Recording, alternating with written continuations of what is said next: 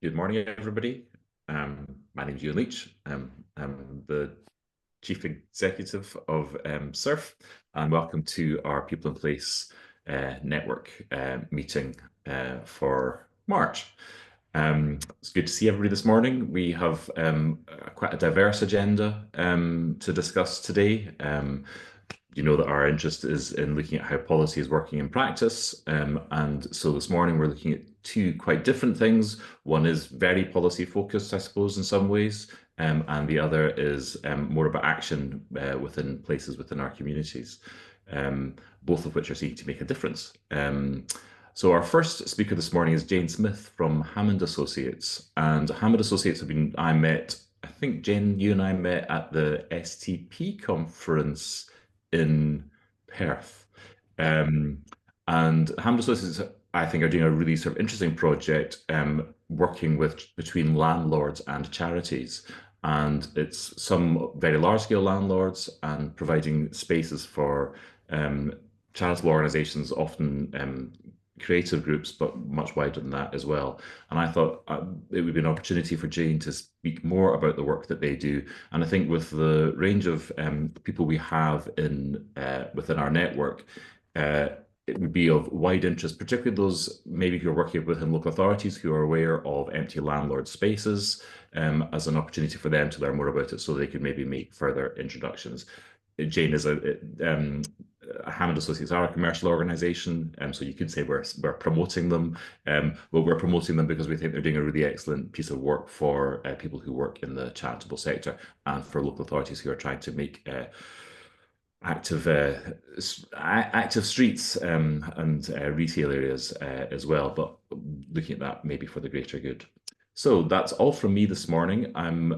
Before I introduce Jane. So Jane, you're very welcome to start sharing your screen and tell us more about the work of Hammond Associates. Thank you very much, Ewan. Thank you, and it's lovely to see you all today, and thank you for inviting me along. So I am going to tell you a little bit about the background of what we do and how we started.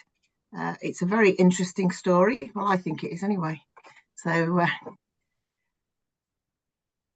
is that sharing properly for you? It is. It's not on full screen, but it is sharing. There we go. There it is now. That's it. We get there eventually. So good morning again. So I would like to tell you about how we find flexible, affordable space and how we work.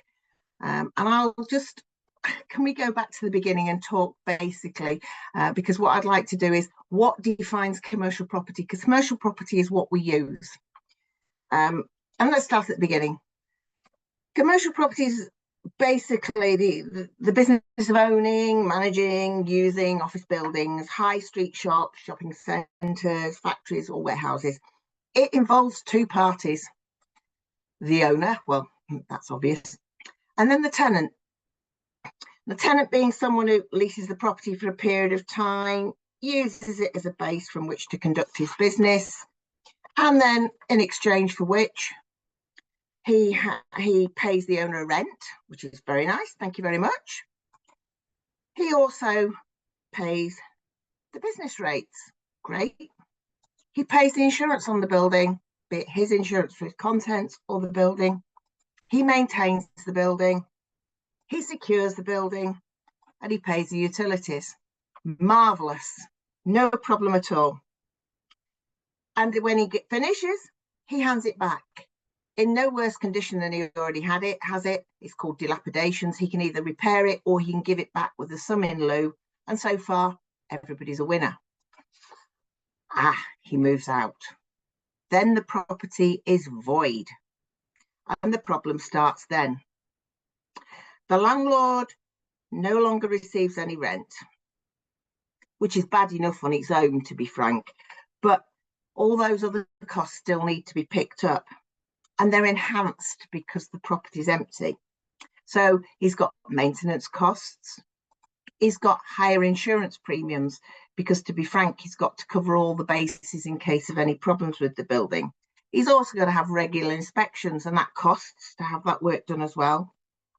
And possibly has to have security because there are higher security risks.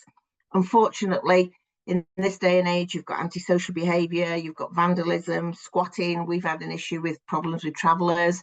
I mean, all these things that can prove really expensive if they're not actually prevented. And on top of that, he's got his business rates to pay. So all in all, once a property is empty, there is a huge cost to the landlord. And unfortunately, the void period can be anything from just a few weeks to a number of years, depending on many factors.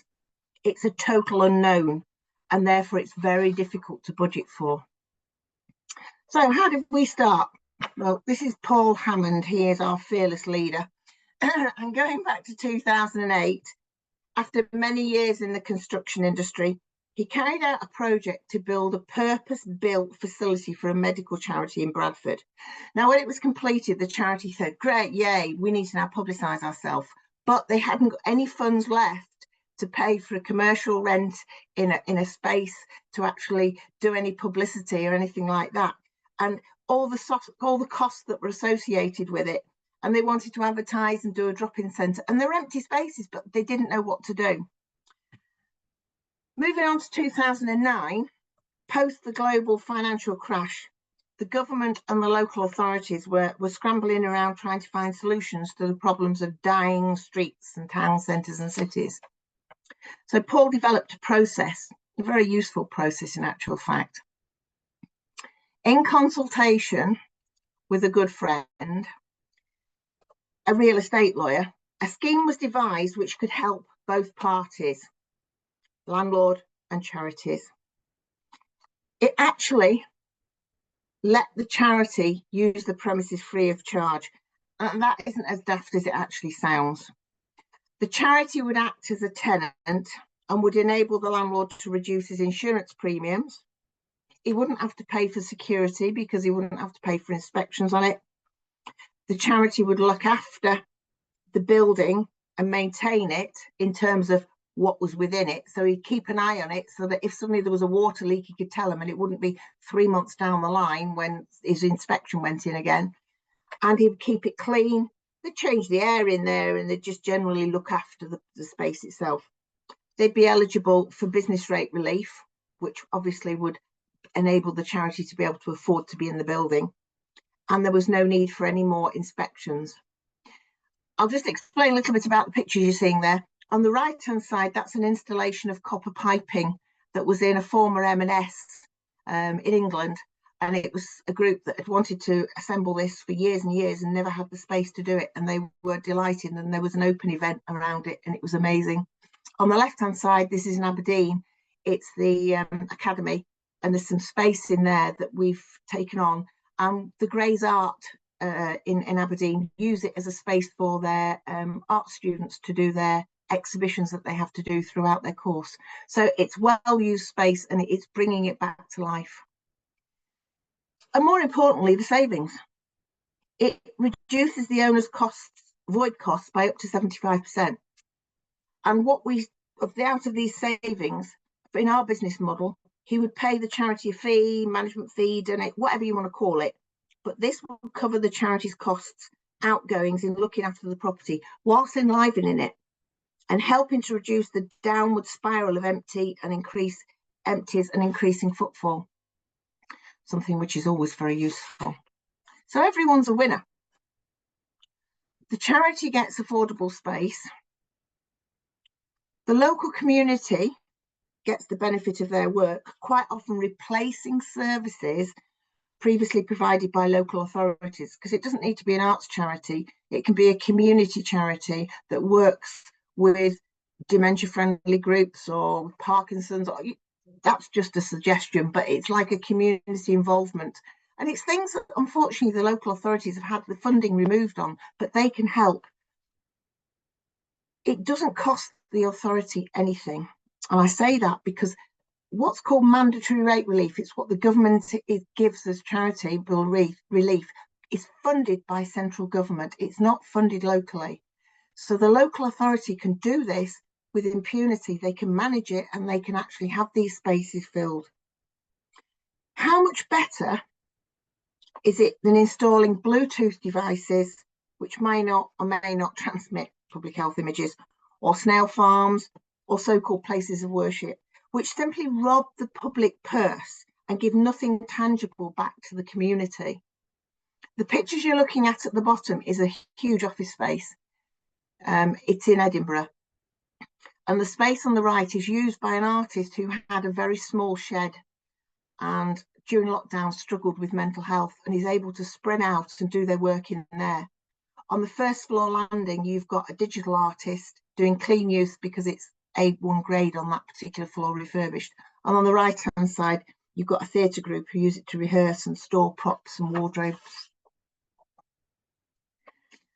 So we realised that in order for these shops to attract members of the public, it was decided to make them pop-up galleries. So Paul went around trying to procure artwork for a number of arts organisations and asked for them for our empty shops that we had. And the arts charities came back and went, no, you're not having our artwork. We want your space. We want your space because what we want to do is procure it and do events and things in the space. And we can manage that for you. And so therefore, it became apparent that they were desperate for the space. And as they say, the rest is history, because that's what we've moved on from. And in the bottom left-hand side, that's Union Street in Aberdeen. That space is still in occupation and used as an art space and is regularly changed in terms of what the content is within it. On the right is Waverley Market in Waverley Station. And that was a space no longer ours. It's a commercial tenant now, which is what we always hope for.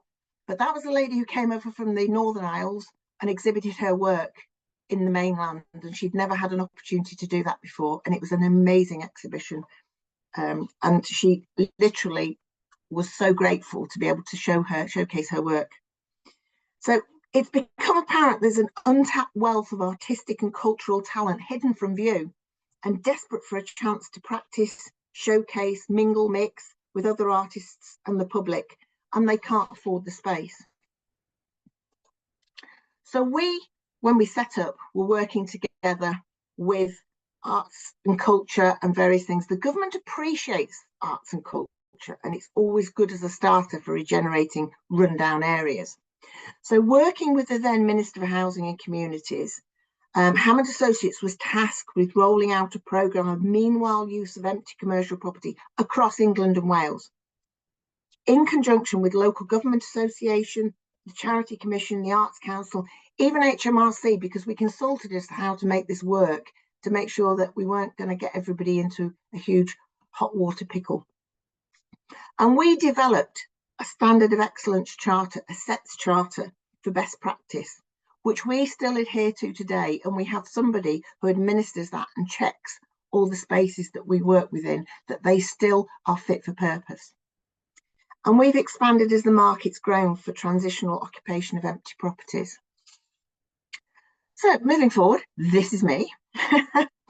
From our early beginnings, we've got various key events that have happened along the line, and I'm classed as one of them, believe it or not. I joined the business in 2013, believe it or not, as a bookkeeper to do the accounting systems. However, as we've grown, I've evolved into managing the contracts, and then in general administration. Then I've recruited people to do those jobs, and I've become the operation director in England. And then in 2015, the Welsh government, having seen what was happening in England, decided that they wanted some meanwhile arts and cultural use. And they launched a paper in October 15 with our help to run a successful scheme in North, Central and South Wales, and we still run those schemes for them in those areas. Around 2018, we launched Hammond Associates Property Management. Now, this was set up in response to the number of retail units that we were being offered. It was specifically to deal with shopping centres and their unique requirements in terms of managing office space, managing shopping centre space.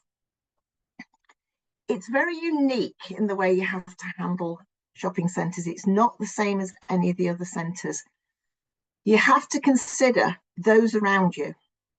You are being given a space for nothing or very little.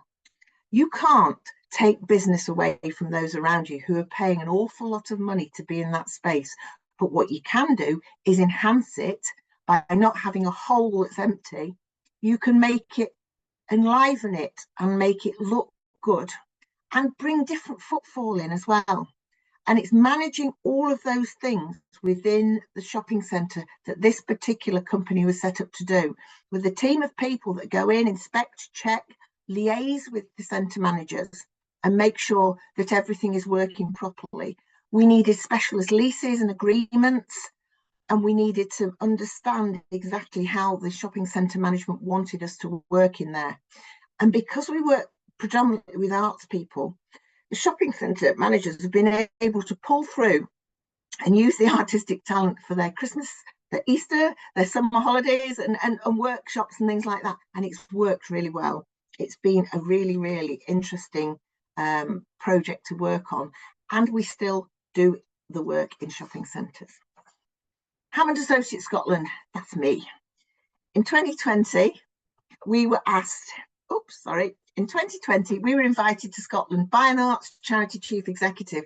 She'd worked in England and she'd moved to Scotland to manage an arts group in Scotland. And she said to me, there's a huge requirement for meanwhile space in all the major population areas. Can you come and help us? Well, as it happened, we had an English client who had space in Aberdeen. He knew what we did in England and he said, yeah, take our space in Aberdeen and please use it. In actual fact, we've still got it, even from then, but that was the start. I was based in West Yorkshire at that time, and I'm afraid my commute back and forwards to Aberdeen was a bit unwieldy. So I decided in 2021 to relocate, and we set up Hammond Associates Scotland. And I head that up now. That is my baby, and I look after it. But we now have a dedicated team of 4 people, industry professionals based in Scotland, supported by an extensive central head office team. And we work with property managers embedded within the charities to work with landlords and agents to take the spaces and work with them. And they are support, and we fill the spaces and we curate the spaces. So I think I've rabbited on enough and you've heard enough of my ears. So since inception, we have utilised, believe it or not, 10,000 or more spaces. That's a bonkers amount of property, but it's what it is. And we absolutely have worked our way through. In Scotland, as we do in England still as well, but in Scotland specifically, we have hundreds of artists on waiting lists. Just as for example, we were being pestered for space in Edinburgh. There was 400 people on a waiting list desperate for space in Edinburgh. So we procured a huge, huge empty office building. We took the people off this waiting list, and the waiting list is still 400 people. Because what happens is that they all talk to each other and it just works further and further. We have waiting lists in Glasgow, Perth, Dundee, Inverness, Aberdeen, across the whole metropolis, the big centres, and some smaller ones as well. It's about educating owners on better use of their assets, because they can sit there empty and they're happy. And if it's a big SIP or something like that, it's a very small amount of money that they're outputting to pay to keep them empty. But they're not realising what they're doing to the wider community. And if we can get into people and say to them, look, we can do something here and we can help the high street. We can help rejuvenate it. That's what we're here for, because these people want to work with the public at large and we want to help. We all have a responsibility to assist communities. And we know that it will help save money in the long run and build relationships between local authorities, cultural arts communities and groups. What we need to do is get in the local authorities, forgive me local authorities, but we need to get the finance departments to communicate with their colleagues in arts, culture, communities and regeneration. Because working with local authorities, arts, colleges, universities across the country, meanwhile, temporary, transitional space, whatever you call it, we can get to work.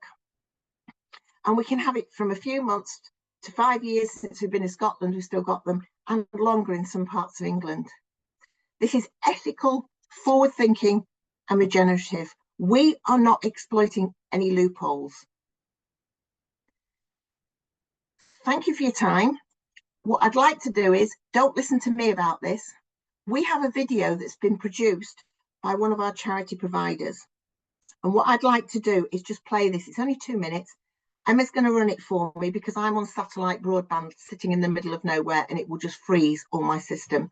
So I'll stop sharing my screen and she'll run this video for you, because this has been done regarding a property in Sauchiehall Street, the former M&S in Glasgow, that they had for 1 year.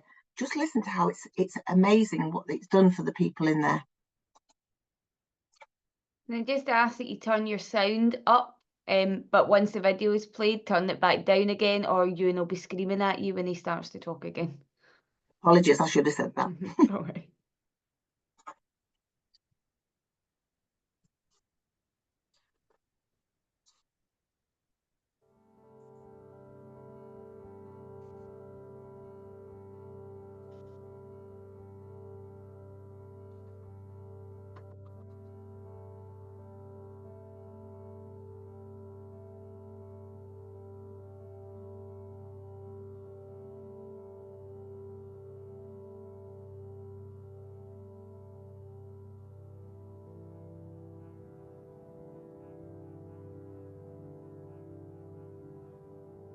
I've never had a studio before, and coming here regularly has really changed the relationship that I have with my practice. It's meant that I can, unlike in the dance world, which is, you know, so rare to have a studio that's your own,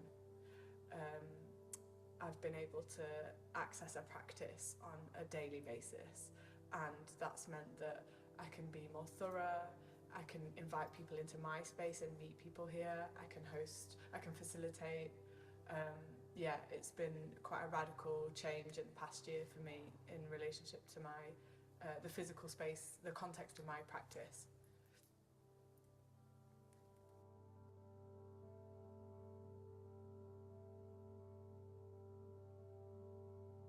This space has been amazing in terms of developing my practice. So I normally have a studio that's probably quarter of the size of this. And I was looking for a bigger studio because I felt a bit inhibited. I wanted to kind of stretch out and make bigger work. And then the opportunity of this space came up. And we've had the space for about a year, which has been amazing. So that's been my whole year to kind of make bigger work, make a lot of mess. I've got loads of wall space here. So I can really, you know, take advantage of it.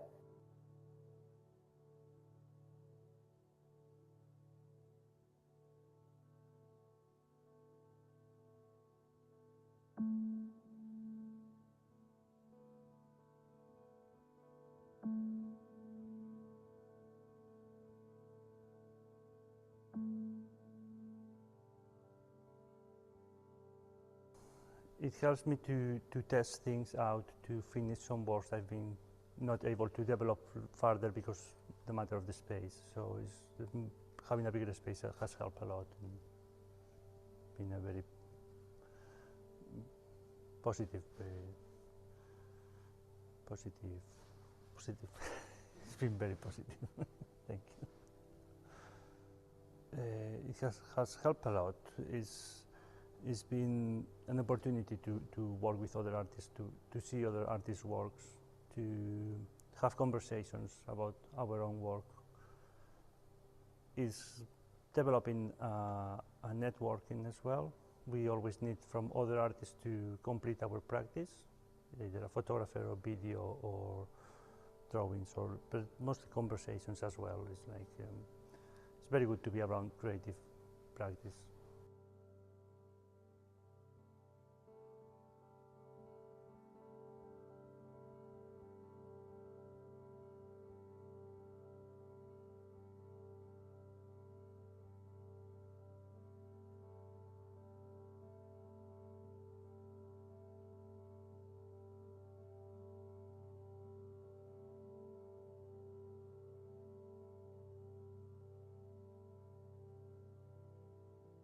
This space has probably been, well, it's definitely been the best space I've ever had. And I almost feel like it might be the best space I'll ever have.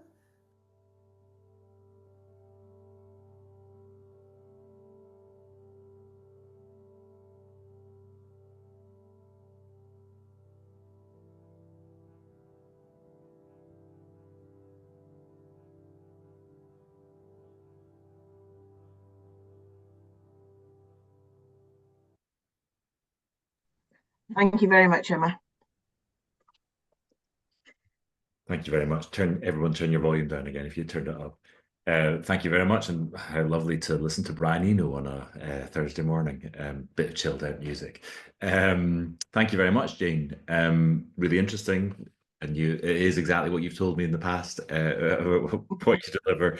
If anyone's got any questions, put your hand up. One of the questions I wanted to sort of maybe kick off with was, I know originally you've begun looking at arts and culture and creative uses of them, but obviously it's charitable uses that allow the financial mechanism to take place. Are there other restrictions on activity? So could a charity open a shop through your Through our business model? Yes, we can, but we don't encourage that because that's not the idea.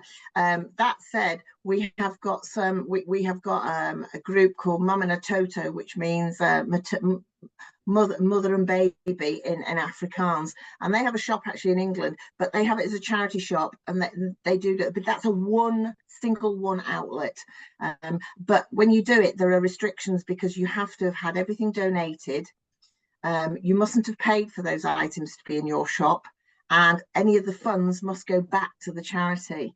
But we tend to try and avoid it because it's not fair to those that are in the high street. And what we tend to work with, the food banks and clothes exchanges and things like that, that's all free services, because we feel that's a better benefit, because we don't want to inhibit the people who are paying a fortune on the high street. It's not fair.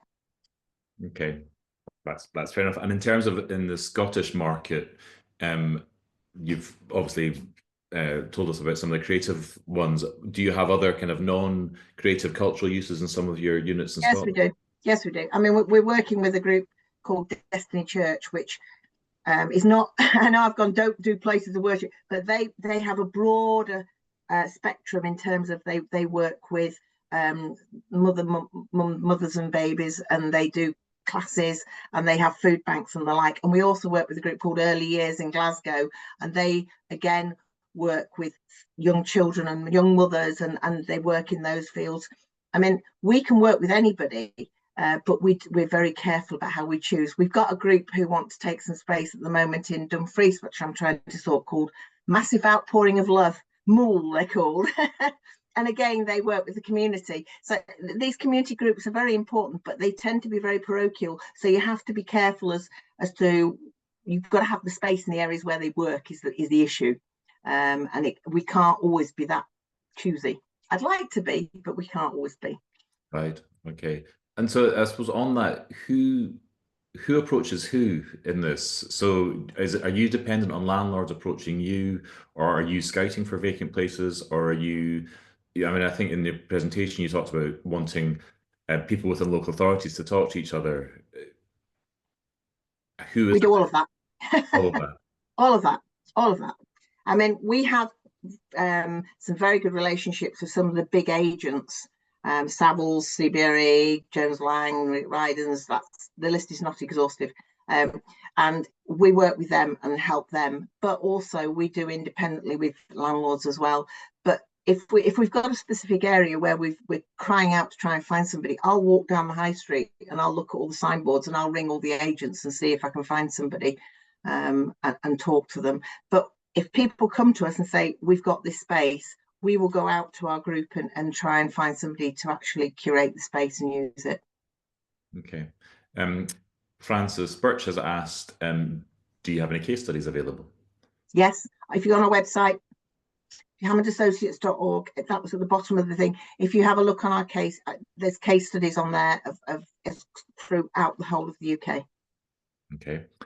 And Irene asks, as you're a commercial enterprise, how does your business model work? We take commission from the landlord savings to actually sort everything out for them, and we manage the space.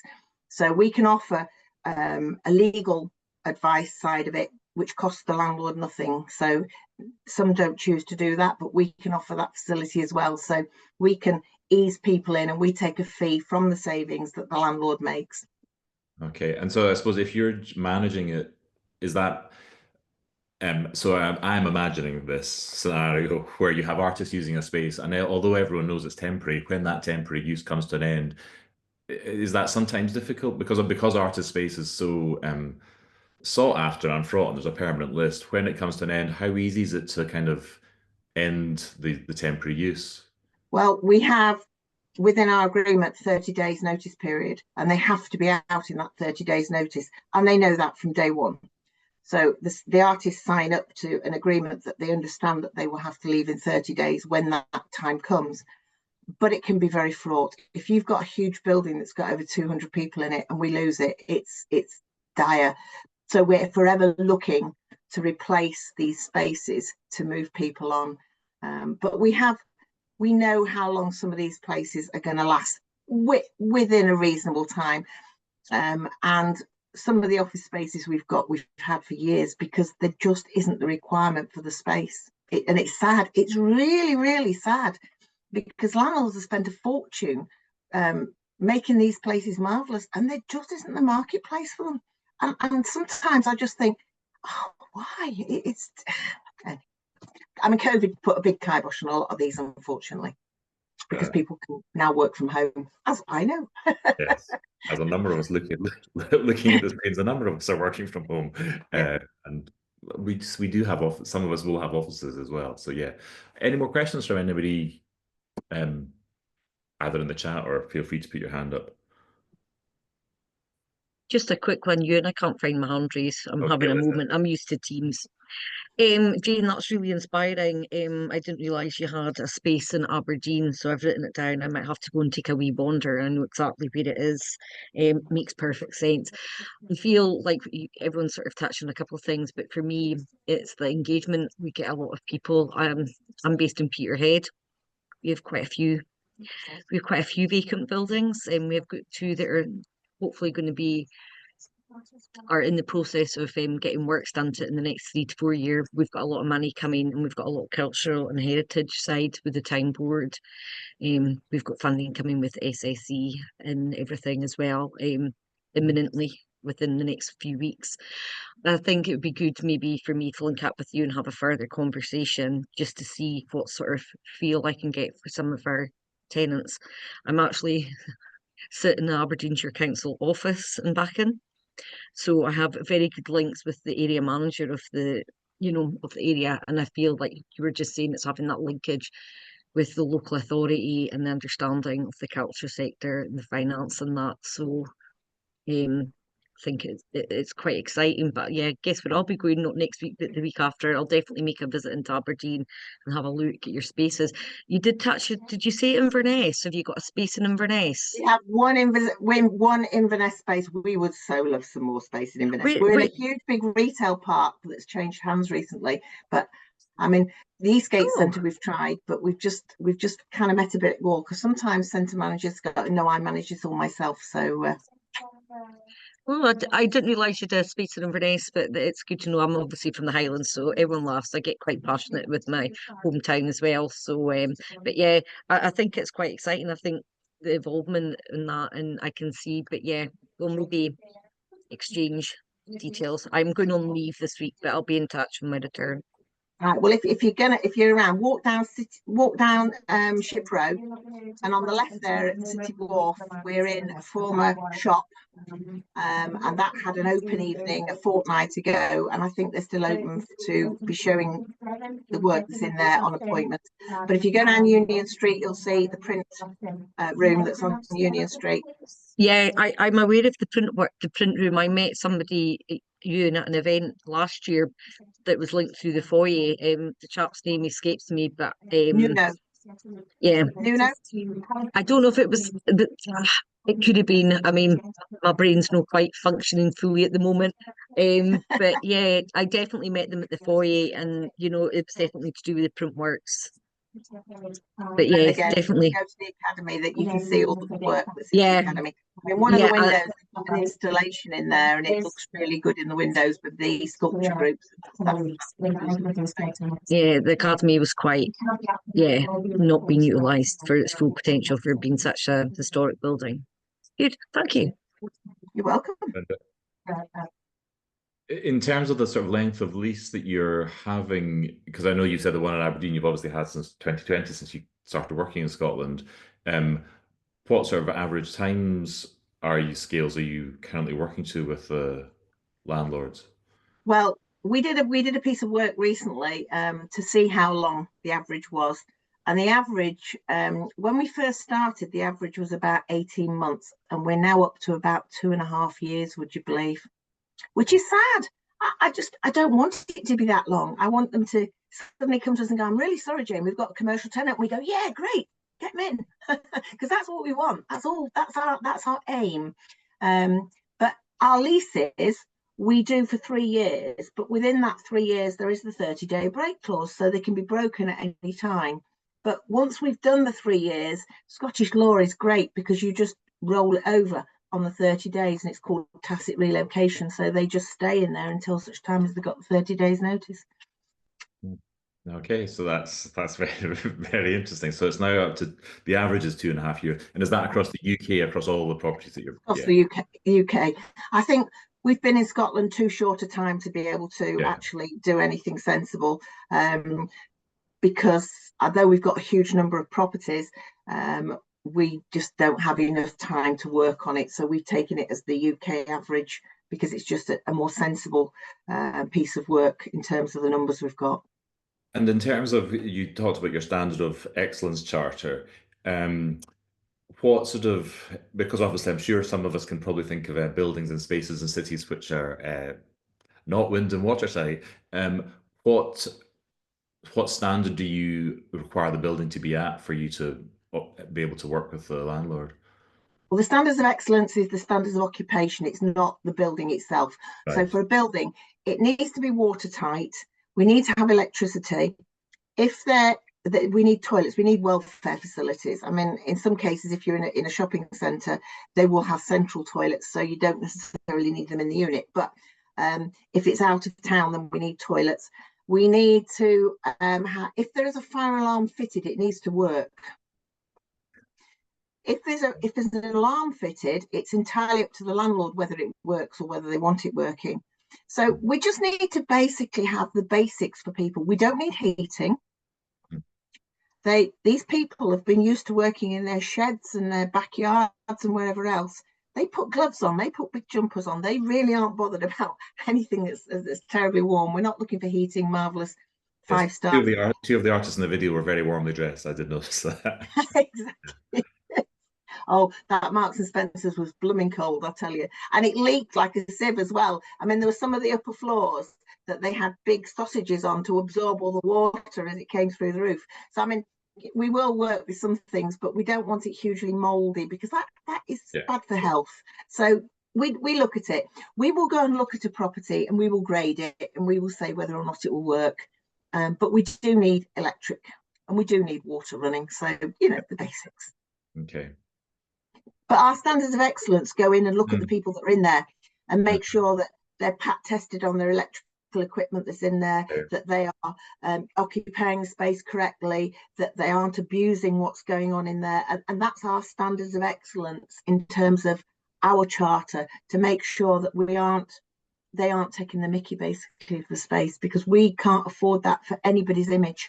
We need to be whiter than white. Right. Okay.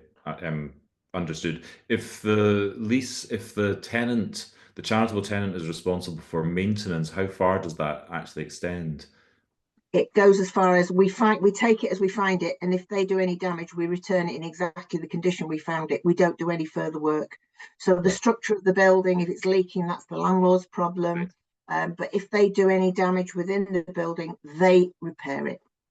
And obviously, the example that I think one of the images you showed, which I think was out at the Edinburgh Gyle Business Park, there's obviously, so you had an artist who worked on the ground floor there who was clearly able to be messy, but on the upper floors, am I correct in understanding that there were restrictions on what sort of activities could take place there?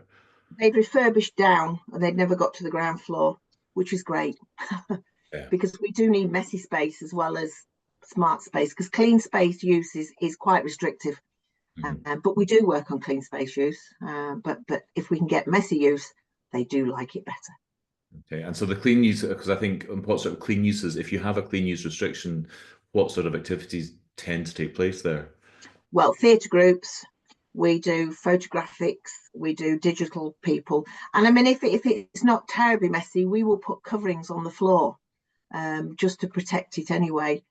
But yeah, we have clean use people that work in the spaces. Okay. You may want to put in the chat your website address, or Emma, if you want to put in Hammond Associates and your email address so that people can contact you directly, Jane. Although we will share the presentation afterwards, so people will I have. can add them to the email, Yes, as please, well. because That's I'm going not out. I'll skilled add enough it to do that. I'll add it to the email that goes out afterwards as a note. Everyone will be able to contact you if they have any further questions, or if they have a need, or if they have suggestions of landlords that they. But does anybody else have any questions before we? No, I'm seeing shaking heads. Jane, obviously people have commented in the chat. Thank you very much. That was really interesting. And I think it does. I mean, it's when I first met you, Irene's question and some of the things you have said around, how is this commercial entity working? What loophole is it exploiting? It's not a loophole, but it's using an existing facility within local authorities. And I think also your messaging around it's not a loss to the local authority because government pays for the rates separately back to the local authority. So there's no loss locally. It's all beneficial to both the local high street, to the local organisation, and to the local authority, which is a very virtuous circle. Because we know that local authorities need money, so we don't want stuff to be happening that takes away from them. And I also think that the comments that you've made around respecting actually the ecology of the high street is important, that you're not offering competition to existing businesses. Although healthy competition is good, I think the advantage that charities have if they're not paying uh, for their rent, and that is obviously something that's is worth thinking about. So I think that was really helpful to have that insight as well. So thank you very much, Jane. And thank you for all your lovely messages. That was really kind of you. Thank you.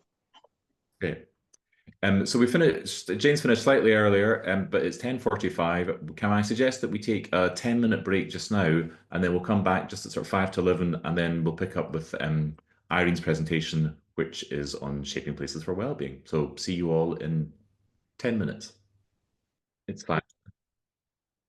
I'd like to welcome everyone back to this morning's session. Thank you very much again, Jane, for sharing the work of Hammond Associates, and I've put the link into the website in the chat so that if anyone wants to have a look at that, they can, and they'll find means to contact Jane directly through that as well. But as we've said, this will be shared with everyone after the meeting by Emma as well. So moving on, I suppose a number of will probably be aware of the Shaping Places for Wellbeing project that's been running for the past couple of years. We are aware of it. It's served partly because one of the sites that it took place in was Dunoon, where our Alliance for Action had been working for a number of yeir's, and now as a legacy project, the Dunoon Development Trust, Community Development Trust is working there. But we thought that it was an opportunity for Irene Buteman, who has been leading on the project, to come back to us to share with the work that they did over the past couple of years, and to kind of what the legacy is and what learning and what resources actually are now available for people to use to take the good learning from the Shaping Places for Wellbeing. But we're also aware that from a previous event that I did with Irene, that there's Public Health Scotland are leading on the Marmot Principles, and if you haven't heard of the Marmot Principles, we also thought it was an opportunity for Irene to, at the end of her presentation, to kind of flag up what this is, and for people to expect to hear more about it in the near future. So Irene, over to you. You're very welcome to share your presentation. Thanks very much, Ewan. Hold on. I'm the same in that I'm not as used to Zoom, but I'll get there. That's it. Is that full screen? It's full screen. Fantastic, thank you. So yes, I'm Irene Buteman. I work between Public Health Scotland and the Improvement Service, and as Ewan was just saying, I want to give a bit of an update of the programme of work of the Shaping Places for Wellbeing programme and the approach that's developed from it. And I'll go at speed through that. There's so much that we've done in 3 years. and then give a little bit of an update of how we're moving forward with that, what's next for it, and what's next when we look at what's happening in Scotland with Michael Marmot and the Institute for Health Equity working with Public Health Scotland. But to begin with, I really wanted to, I'm bringing forward one of the slides from later when I'm talking about Marmot, just to highlight about why are we bothering to shape places for well-being. And this slide here really brings it to life for all of us, which is, whilst we may think in Scotland that we do live in a fantastic country, we do have the worst health inequalities in the whole of Western Europe. And that is forecast to get worse. And the number of people dying early is increasing. The number of people spending more of their life in ill health is increasing. And the gap in life expectancy between the poorest and the wealthiest is growing. And that's really the nub of dealing with that the Shaping Places for Wellbeing programme has been working on for the past 3 years. So what I'll cover today is a little bit more about what that Shaping Places for Wellbeing approach has been. What are all the impacts and resources that we've developed? The funding for it, the primary funding ended in December, and we've gathered a lot of resources as we've gone to help others to take a similar approach. How are we moving forward with all of those resources and the learning, and then how does that also link in with the Marmot work that's happening as well? So to begin then, I'll look at the actual programme itself. Many of you will be aware, I'm aware some won't, but I will just give a little bit of background to what it was. It was jointly funded by the Health Foundation and Scottish Government, and jointly delivered by Public Health Scotland and the Improvement Service, with me working between the two roles. The big high-level ambition is there in green around improving Scotland's well-being by reducing the significant inequality in the health of its people while addressing the health of our planet. It was absolutely grounded in a set of place and wellbeing outcomes that I'll explain in a moment what they were, and anchored in looking at the impact of the places where we live, work and play on our ability to thrive and to stay well, and the choices that we just automatically make when we step out the door. The work itself, the project, we worked in local project work, 7 project towns. We learned from each other in those project towns, and we shared across Scotland what we were learning. And we also reflected back up to a national leadership cohort as well to share what we were learning locally in case there were things that were potentially happening as national barriers. So there on the left-hand side, that's all the towns that we were in and working with. We are still in working with Fraserburgh, Aberdeenshire, having taken on the whole approach across the whole of their council area. And in many ways, we've expanded that work in Rutherglen now, because we're still in supporting Clyde Gateway and moving into the Glasgow Fairer Futures work as well. So there are still pockets of work continuing, but a lot of the work in those project towns came to an end when the funding came to an end. As I say, we shared as we went, and we reflected back up nationally also. I think what's important to highlight is what we did throughout this was we worked with all sectors. This was working between local authorities and health boards, but for us, you can't move forward and shape great places where people can thrive if you're not working with absolutely everybody. So it also has to be working with the third sector, with communities, up into Scottish Government and the private sector, and thinking about the impacts that we're having on strategic decision making. Not just local places, but really up about the impact of place up at a strategic level as well.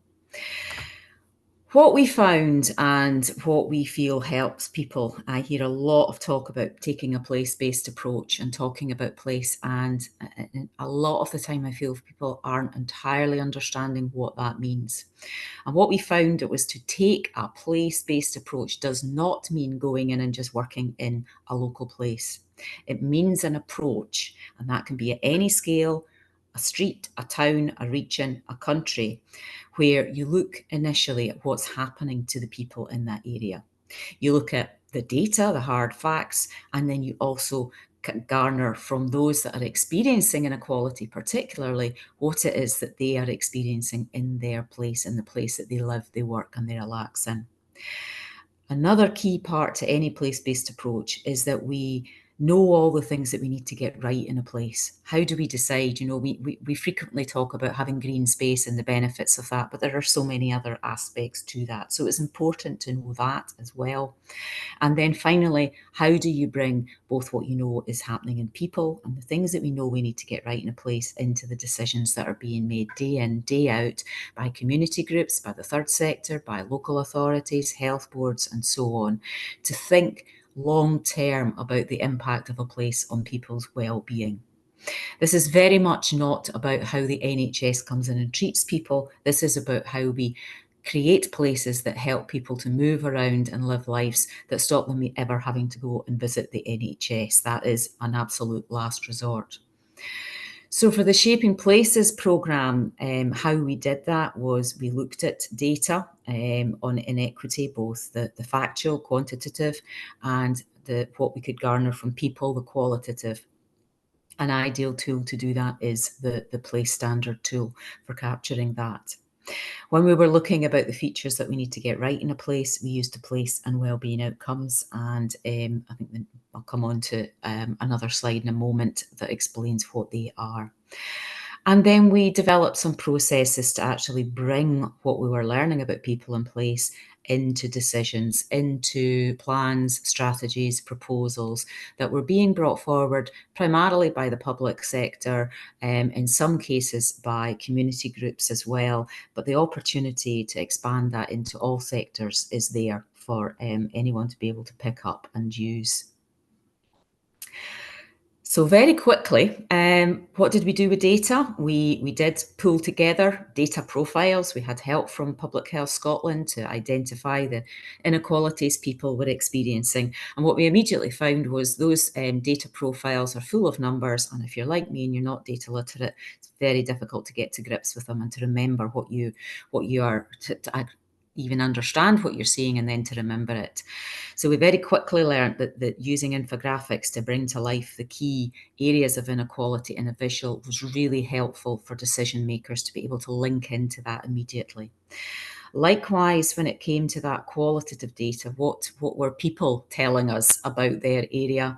We sense checked that and we gathered what people were saying they needed from their place. But again, we found a summary that brought that to life and could be passed on to decision makers across the board, not just a decision maker perhaps for one plan or policy, but could be shared much more broadly, really brought all of that to life for people.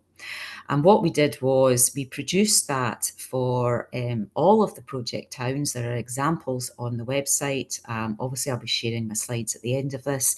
And at the end of this, there's also the link to the website that so you can access this. So all of these documents were produced for all of the different towns. And so there's 7 examples of each of these that people can look at and be able to draw from.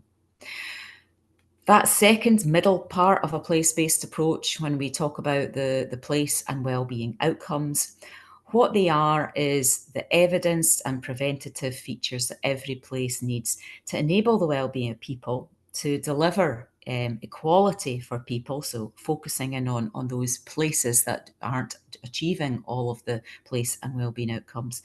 And also, if we're doing that, we're also contributing to net zero emissions and sustainability. So the work that we're doing is delivering a triple win. We don't have that luxury of time to go off and just deal with net zero emissions or just deal with reducing inequality. Our places can be delivering on all of them. And the place and wellbeing outcomes, there's a lot of resources on our website that explains exactly what they are, but they run around the themes similar in the place standard tool because they're based on the same evidence, and they run around those topics about how we move around, the spaces that we use, the resources that we have access to, and then how we feel in our area, that identity and belonging and that feeling safe, and how stewardship as well, how our places are cared for, how much influence and control we feel we have of the places that we use as well. And at the heart of the place and wellbeing outcomes is people, not just one type of person, a full selection of all the characteristics of our population, and considering those as well when we're making decisions in a place. As I said, they are linked to the place standard tool insofar as they're underpinned by the same evidence. There's research, immense research and evidence that tells us if we go in and do this in a place, this will be the impact on our well-being. This will improve life expectancy. This will improve people living healthy lives rather than living in ill health. We have that evidence now. And again, all of that is on the website. And I'll come on in a moment to some of the documents we've done to pull that to life a little bit more for decision makers.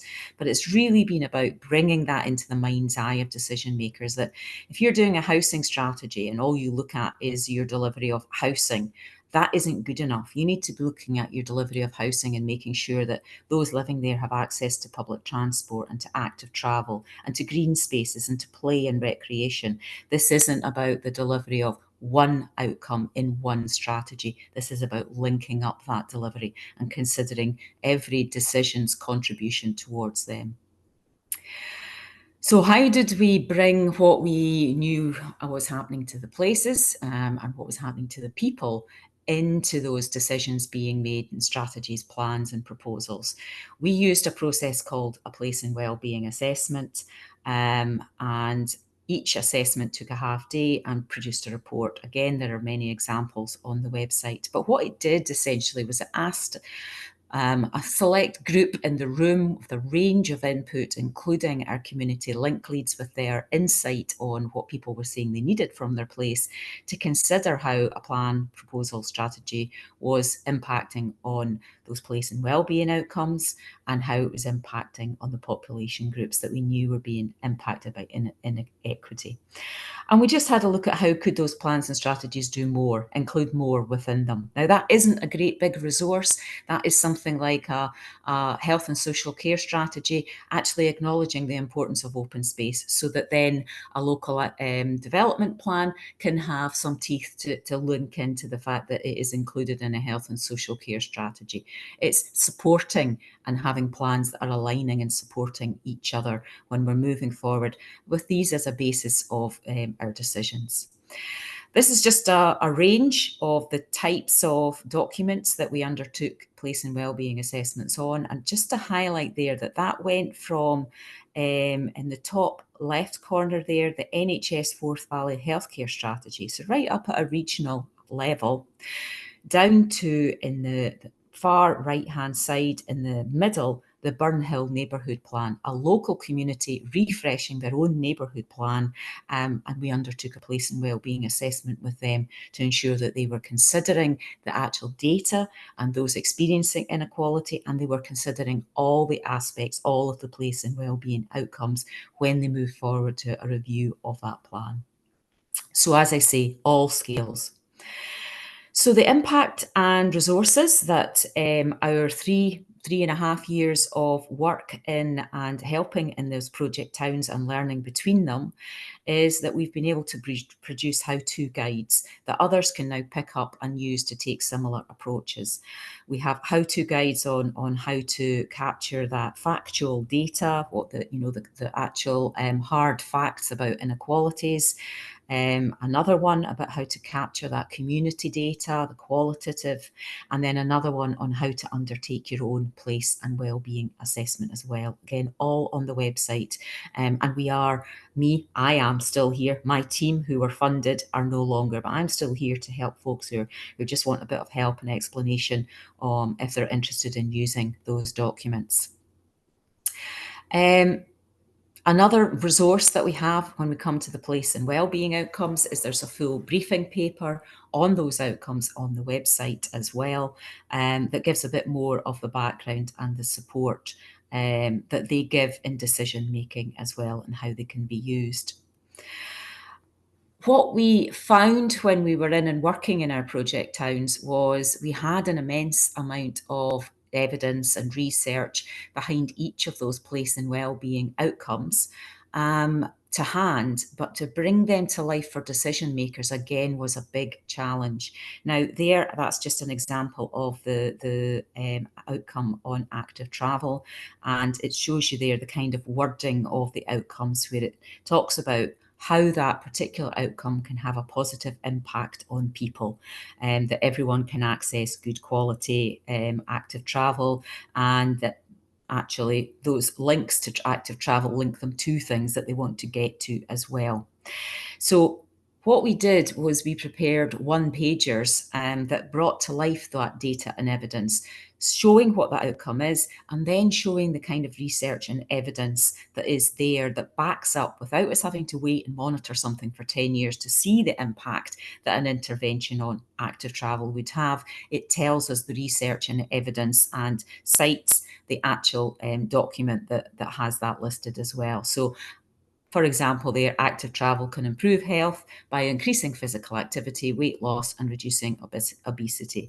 That is then associated with reduced risk of death, and it can increase social interactions. It's also associated with improving mental health, and can also minimise harms to health by reducing motorised traffic. So you start to see how an intervention using a place and wellbeing outcome begins to deal with those stark facts that I highlighted at the very beginning about where Scotland is with its well-being and its life expectancy. So there's on the website for every one of the place and wellbeing outcomes, there's a document the same as this that really brings to life how the interventions and delivering on the outcomes starts to deliver on greater well-being, but also starts to deliver on bigger aspects such as poverty. On the right-hand side there in the middle, you'll see, people experiencing transport poverty are often forced to run a car despite having limited resources, and this is particularly problematic in rural areas. That is why active travel is so important. A half of all households in deprived areas don't even have access to a car, and those that do, potentially it's only one. And the impact that is having on poverty, child poverty, there's that strong link. We can't be intervening in our spaces and places without realising the impact that we're having on people and how they're living. We also share a lot of, could call it case studies, we called it impact stories, again on the website, of individual stories of interventions that we undertook and the impact that they had. And then just to kind of highlight right up from the kind of across a council area down to a more local impact, here's just some of the impacts that we've captured. Aberdeenshire Council rolling out our approach across the whole council. South Ayrshire have embedded the place and wellbeing outcomes in their council plan, and since writing this, they've also put them in their local outcome improvement plan. South Lanarkshire are embedding the approach into their local development plan and their neighbourhood plans. Remember, I was saying how we helped the Burn Hill community with their neighbourhood plan. That approach is being rolled out. Dunoon, that Ewan was mentioning, the Development Trust are looking at our approach to inform their place plan that they're preparing at the moment. And in Dalkeith, the local community plan for that area was structured around the place and wellbeing outcomes. There are many more impacts. That's just to show the kind of range up from full council right down to a more local level and different sectors using the approach, both of the outcomes and of place and wellbeing outcome assessments as well. Our own support moving forward is primarily the website resources that sit there. We also have a national learning cohort. We've run 4 masterclasses, the recordings of which are on the website, explaining in more depth than I can today what a place-based approach is, and each of those 3 key elements that I've already highlighted around people, place and decision making. And we also have some limited resource now, having lost our team that were there to give that support, to give bespoke support also, and to meet up and explain and give a little bit of opening support about using the resources on that website. Moving forward, what we have is Place and place-based approaches is something that we continue to support within the improvement service and across Public Health Scotland.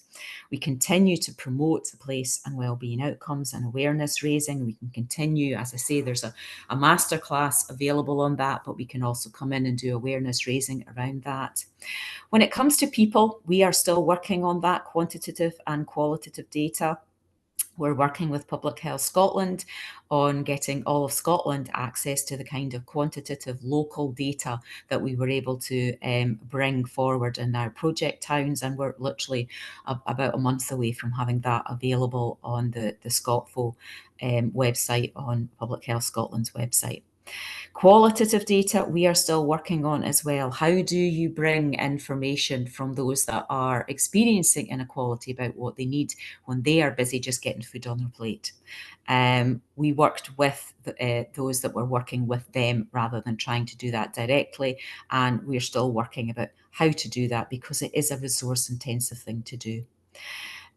We are still, as I say, promoting place and wellbeing assessments, and that was the fourth masterclass that we ran on that.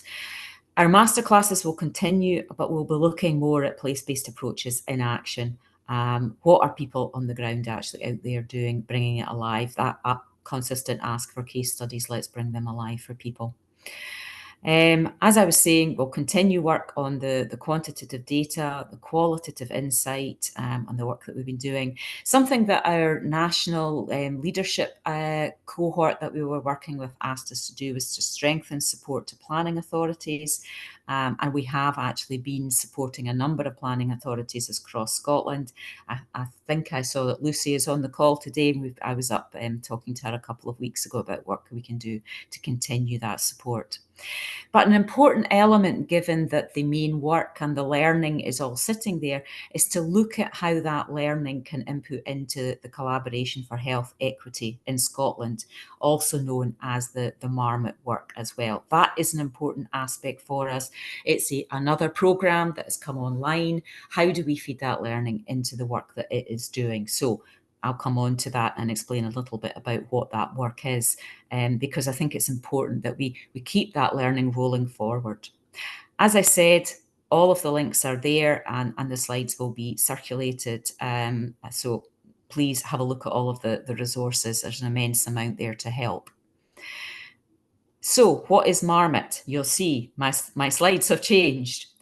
The Collaboration for Health Equity is Public Health Scotland working with Sir Michael Marmot's Institute for Health Equity to work on health equity in Scotland. It is a collaboration. It is purely Public Health Scotland. It is not the Improvement Service, thus the change in slides and headings, but I am involved with my work in Public Health Scotland. I'm involved in it as well. What it is doing is it's working, as I say, between Public Health Scotland and the Institute for Health Equity for 2 years. Now, that work began last summer, so we are so many months in, and what it's going to do, though, is that last bullet there is it's going to look at whole system collaboration, working across all sectors to look at what we can be doing about health equity at its core. Health equity, as I said at the very beginning, is such an issue across Scotland. That is the core of it. What are we doing? We need to do more. How can we be linking up across all of these different organisations to achieve that? And this is where I took that slide and moved it up to the very beginning of the presentation. But the Collaboration for Health Equity is very much anchored in these facts and what is happening and the need to reverse these trends.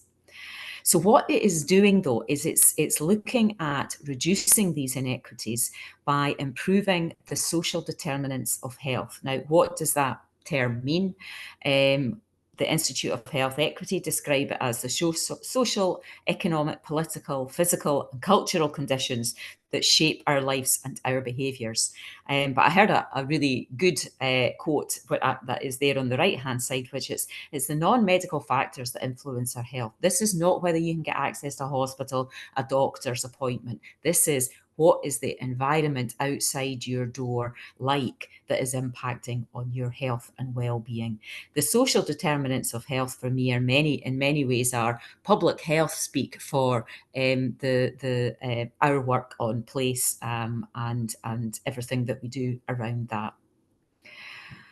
What we mean by equity is actually deliberately going in and helping those that need more help, not helping everyone to the same degree. You can either build an extra box, or I frequently feel with this, you could just take the fence down and then everybody would be fine.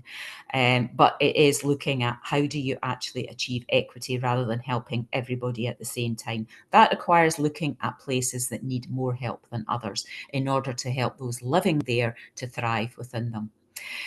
The Collaboration for Health Equity is based on Michael Marmot's 8 principles that have been developed through work that they've been doing in England and Wales for a number of years now. If you look at those 8, there is absolutely nothing in there that anybody could disagree with. Giving every child the best start in life, enabling all children and young people to maximise their capabilities and have control over their lives, fair employment, good standard of living, healthy and sustainable places and communities, the role of health prevention. So as I say, not simply going in and treating people once they are unwell, but preventing that ill health from happening. And then more recently added as aspects that came through, particularly since COVID, have been tackling racism, discrimination, and pursuing environmental sustainability and health equity at the same time. That triple win that I was talking to earlier about the place and wellbeing outcomes. So the Collaboration for Health Equity, the Marmot work, is working to deliver on these 8 principles across all of Scotland at the moment. And what it's looking at are what are the most impactful areas for intervention for Scotland to close that inequity gap that I was referring to, and what's the actual action that can be taken to close, how we go and implement things, how do we get out there and take action, and what are those best actions to take. How it's doing that is it's gathering insights into the most effective actions that are already happening.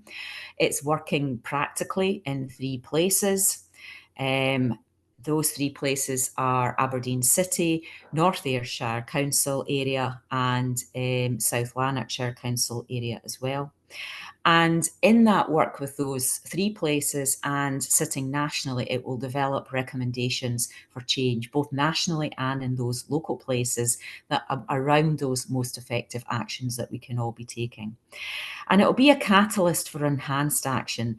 The name Sir Michael Marmot, if you haven't heard of him, Google him and you will realise the immense amount of work he's done, the immense amount of value that is put in his independence and expertise that brings to life conversations by decision makers that haven't been happening in the past across Scotland, purely because of his name and his credentials and the experience and wealth of experience that he brings. What it'll be doing, running through until summer next year, is looking nationally about what is happening, working with those 3 places locally, and as it goes, it will be producing reports around what is happening, and then ending in June 2026 with recommendations for both national and local organisations and across sectors to strengthen work on health equity. And there's a big emphasis on this not just being about the public sector, but working with the third sector, private sector, communities, and so on as well. So that is what the Marmot work, or the Collaboration for Health Equity, is. In closing, what I would say and how I would reflect on both parts of the work that we've done is, with Shaping Places, what we really found is funding for programmes is too short. We were in helping for 3 years. we worked with willing partners, but we were up and running and beginning to make a difference across Scotland. But the funding of 3 years is simply too short for the kind of change that we want to make.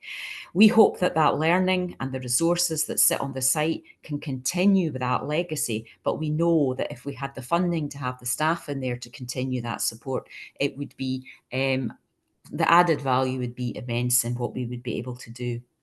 Navigating that national support, I've just run through there for you two different two different programs that are addressing those really poor stats about Scotland. Navigating the kind of support that you can get where and how we do that is something I feel we need to join up more. And it's a personal thing for myself to want to work more on that. And these two bits of work are linking up more. We will be linking up the learning between these two areas of work, both Shaping Places and the Marmot Collaboration for Health Equity work as well. I'm going to stop sharing, but I just want to finish with my own kind of reflections on, let me know if I've actually managed to stop sharing there, Ewan, would you? Yeah. I have, that's fantastic, thank you. Just to close then with my own kind of reflections,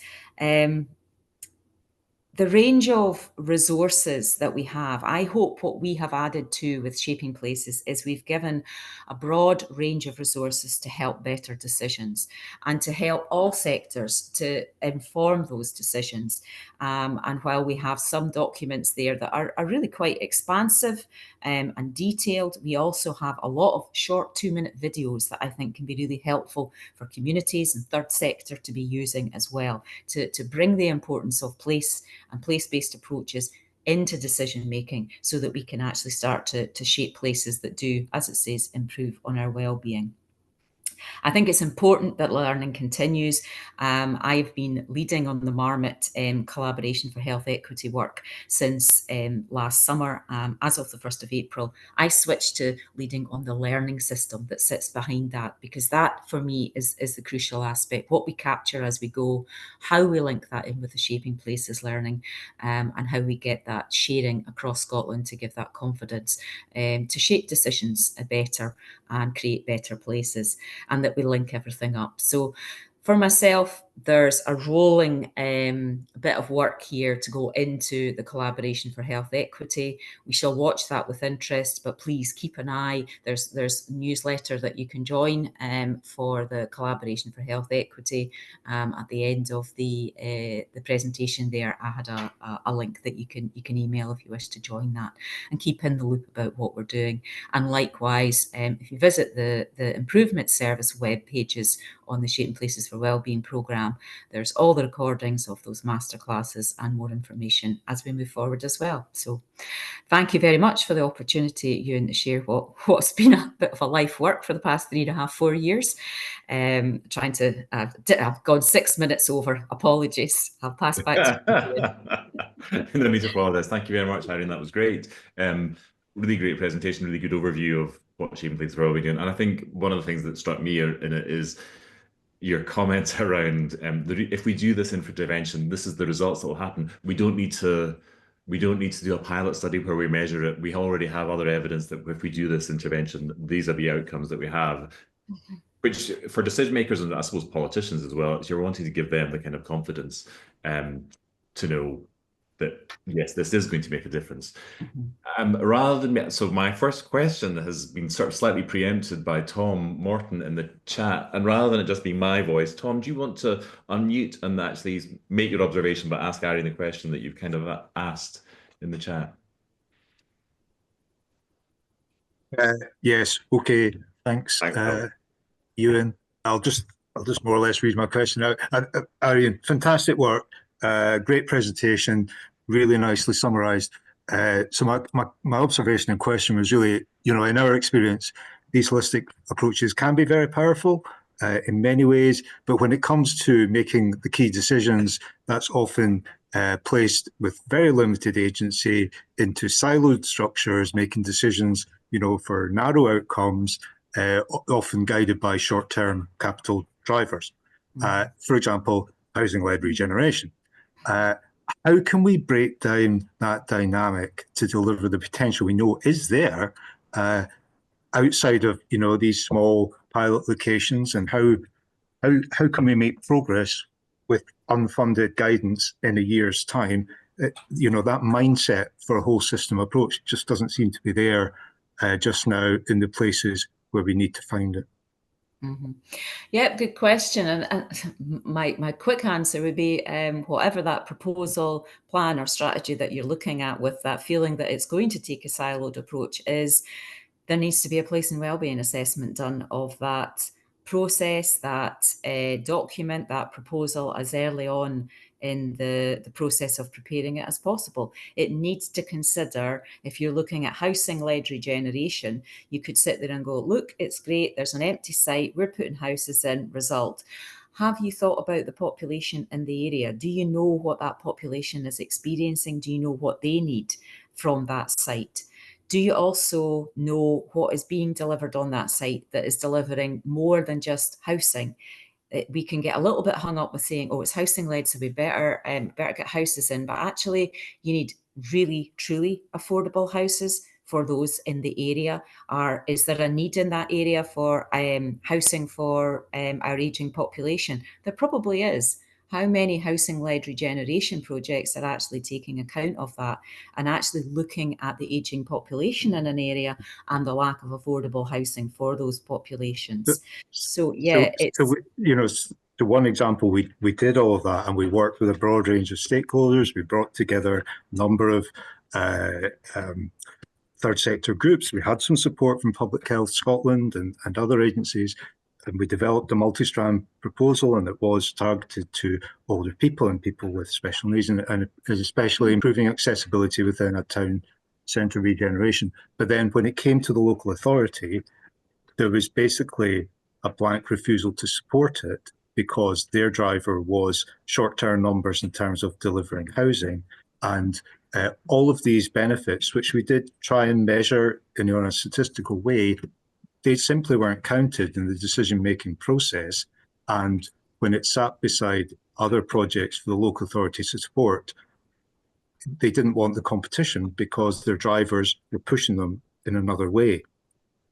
And so even when you go through this process and you try and document it, the decisions aren't made on the basis of those values. They're made on the basis of short-term drivers and simple statistics. And how can we change that? By highlighting that what you are looking at is more than those short-term drivers. So if you're looking at the place and wellbeing outcomes, if you're taking a place-based approach, you're looking at the long-term interventions and the impact that we're actually having, not the short-term profit, for want of a better word, or the short-term savings in many cases. You're looking at the impacts that you're having, the unintended consequences of our decisions, and bringing them to life. So I think that is, well, certainly in Shaping Places, that's what we sought to do, was to bring to life those unintended consequences of decisions. Schools moving, for example, because the old school's very run down, it's not sustainable to run, it's not giving the best experience for the child. So the schools move to the edge of town on a nice new site where it's cheaper to build and you can have a fantastic facility. But the impact that that is having on people getting their child to school means that they potentially have to go and buy another car, or to get their child to that location out of on the edge of town, and they have no opportunity to buy another car. They can't manage that part-time work that they had, or they can't manage to look after the aging parent or neighbour that they were helping before. Those unintended consequences that ultimately have costs back for invariably the public sector. It's bringing that to life. And I think bringing to life, I would say, just what is meant by a place-based approach. I read a lot of plans that say, and we have taken a place-based approach. And what they mean is they've gone in and looked at an area. That is not a place-based approach. And I think we need to call out the many plans, decisions, proposals, regeneration master plans that say they are taking a place-based approach, and say, where is your information here about what's happening to the local population? I don't see where that is, and I don't see how your proposals are taking into account what's happening to your local population. And I also don't see how you're taking account of all of the features that we need to get right in a place, and how this particular proposal is going to do its part to deliver on them. So I've seen examples of, town centre regeneration plans that have one paragraph, very small, that talks about all the inequality in the area. That is ridiculous when you're talking about a town centre in the middle of a town that has inequality scattered all over it. Everyone is living in deprivation in the area. You can't even compare areas. You have to compare it with the rest of Scotland. So we need to be thinking always about the people in the area and asking that that be a place-based approach, and also that we consider the place and wellbeing outcomes and all of the features. There are asks on all of us in the public sector right now. We have the place principle supported by Scottish Government and COSLA that ask us to do that. We also have the National Planning Framework with a new set of outcomes for all of us to deliver upon. So it's not about growth anymore. It's about delivering on health and well-being and equity and so on. So it's reminding back to decision makers that these are the asks that are upon them. And in many cases, folks are making decisions with the best of information that they have, and it's bringing to light more the information that we've sought to bring to life in shaping places into the mind's eye of decision makers as well, so that they are making choices fully informed. I'm not saying that they won't potentially move forward and still make the same choice. I can't influence that part, but it's a place-based approach should be bringing all of the information to light at the beginning of that decision making. It's interesting because I thought in your, because the silo question was the one that actually was coming to my mind, both from your presentation and also Jane had referred to a degree within her presentation about people speaking to each other. And I think obviously this network was set up to look at 20-minute neighbourhoods as a policy, and the 20-minute neighbourhood policy is also about breaking down silos so that you're looking at a holistic approach to place. And I would say there's a very current decision making happening that I find interesting around that. And my feeling around 20-minute neighbourhoods was it's a holistic approach to place. It's not cheap. It's actually more expensive to deliver in the short term. And I think currently there are two school decisions where you can see that playing out.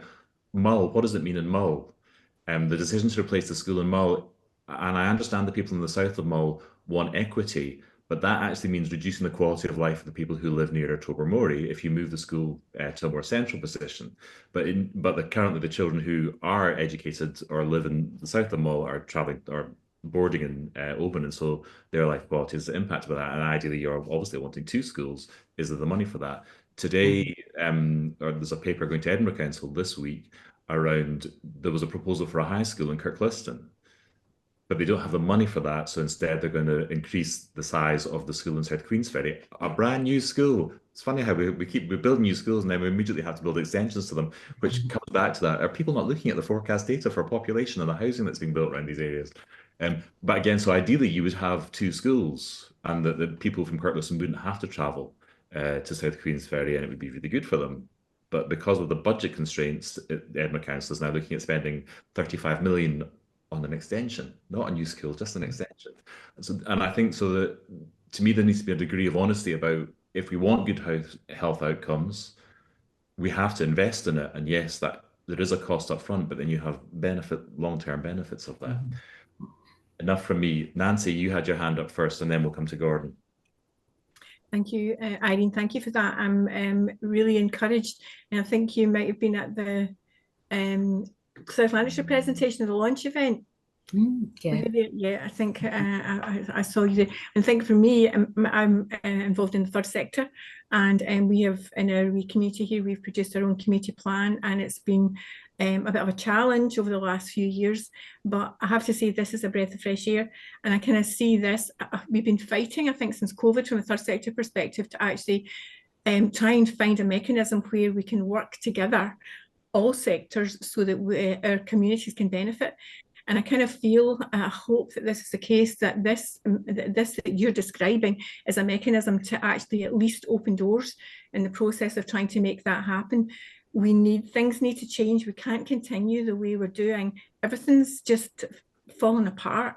in our community. We look at the health and all. I mean, there's a 10-year difference from the north end of our town to the south end, and there's only 16,000 people living here. That's a terrible statistic. Yeah. So really something needs to change, and I really hope that this mechanism is the way that we can make that happen in our communities. Mm-hmm. South Lanarkshire, in their submission in to become one of the 3 Marmot places, were very strong on the work, because we'd already been in supporting them with shaping places in Rutherglen, and they were very strong on wanting to do more work and identify more recommendations around taking a place-based approach. That was one of the elements in their submission that was very, very strong indeed. And I was really encouraged to see that, and in embedding that shaping places approach and that working together to think about the unintended consequences rather than sitting working in our silos. So I encourage you to have a look at that place-based work, because that is something that South Lanarkshire are making a commitment to as a council, and as we move forward with that work and working with communities with the Marmot work as well, I think it can only help if we have communities that are well informed. For myself, I'd love communities to be rocking up and saying to councils, what are you doing to deliver on all these features that I need in my place? Where are you considering the place and wellbeing outcomes? That, this has to be a kind of a ground up, what people feel they need from their place. The place standard tool is fantastic for capturing those conversations, but what it feeds up to inform is, how are your plans and strategies actually delivering on these outcomes, the big high level statements that I showed, the one for active travel. Absolutely, and I think particularly I feel that we on the ground level really have to start holding our local authorities and NHS more accountable, because there's just things are just going out the window and nobody seems to care, and I kind of feel that maybe we need to be a bit more bolshy. I don't actually see that things are going out the window. I think that we have a public sector that would really benefit from the support of communities and the support of the third sector to bring that really rich qualitative information about what is needed in a place and bring a voice to that. So I would see it more as that, is bringing that positive voice around what in particular is needed to help with the decisions that they're making. I've spent decades in public sector, and I know how cash-strapped things are. Folks really are doing their best and need a help, and that's how we can work together to deliver on that. But that was one of the reasons we wanted this presentation today, was actually because that I invited you to Iron, was because I know that about the workshops working with local authorities, but I want the demand to come from Nancy. I want the grassroots organisations to be aware of the shaping places for wellbeing, so that they can, whether or not you say, I like both of your approach. Nancy saying hold them to account, Irene, you're saying support them. It's the same thing. It's that it's being agitatorish, but it's making sure people are fully aware that actually here we have some models where things have worked well, and there's a push towards doing that. It does bring into, I suppose, reflecting a bit on what Nancy said. Lisa Lafferty asked, in the face of government cuts, how effectively can this be delivered? It's interesting because East Ayrshire, I was at an event a few months ago with East Ayrshire, and what they were explaining is that they have, like many councils, a budget deficit, and they're going into the reserves every year to make the balance, and they can't keep doing this. And what is happening to their people, as we saw in that initial data that I was showing, things are getting worse, which means their costs are going to continue to rise and rise. The money that they get through from Scottish Government is worked out on a certain basis. It's not going to go up. They have an ageing population that isn't always prioritised by the money that comes through from Scottish Government. So what are they meant to do? Keep going until the reserves run out. So they have made the decision to actually upfront take a more place-based approach now and look more preventatively, because they can't keep running with that deficit. They need to turn things around. Now, they are fortunate. They found they had a budget surplus on a number of different parts of their budget, and they're using that. Rather than use that to keep funding the deficit for a few more years, they are investing that in long-term prevention and what is the approach they can take, because they need to turn it around. It isn't sustainable not to do that. There are other aspects when it comes to Scottish Government funding. I don't know the recommendations that will come out from the Institute of Health Equity. Their recommendations will be independent to them, and there's value in that across Scotland in having that independence of Michael Marmot and those recommendations around funding. I do feel if their reflections so far are around does funding always go to the areas with the biggest deprivation? Unsure that it does. That is being looked at. And then there's just the length of funding. As I said, a 3-year programme for Shaping Places, a 2-year programme for chess. We know that these kind of changes take time. And we tend to come in and just get running with something and really having impact when the funding runs out. And that isn't helpful. We do get a lot of learning. That's fantastic. But all that learning, if I still had the team I had 6 months ago, I could really be applying and supporting that learning across Scotland. So we don't go in with these interventions of programmes and support for long enough. And that can also mean that it can get a little bit confusing to know just what all these different programmes are if you're within the local system. And I think in what you presented on the Marmot principles, that was the thing that came to my mind around where we prioritise spend. And I obviously service interests are in the areas that are of the most need. And I suppose I often have a concern that I see the jam spread thinly across Scotland, so that there's fairness, so there's equality, but actually it means that people who live in nice places also get their place improved. And I think they're already at a standard where they don't have the same need that other places, and we have to, and that's a very difficult thing to do. I think politically it seems to be particularly challenging, but I think if health outcomes are what we're going to focus on, and the government has said that, and particularly for children, we need to prioritise certain places more than others. Before I take Paul, your question, Gordon, you had a series of questions for Irene. Do you want to unmute? Yep.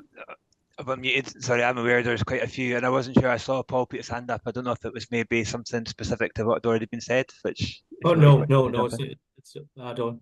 All right, okay. Thanks, yeah, so hi Irene, nice to see you. So as someone, for those who don't know me, I work for Cora Foundation, and I support our Getting Alongside Communities programme, which is a place-based approach. And actually it's a 10-year programme. And so I recognise in what you said about 3 years, and actually, and at a point where we are working alongside communities towards that kind of exit, so that transition to community leadership.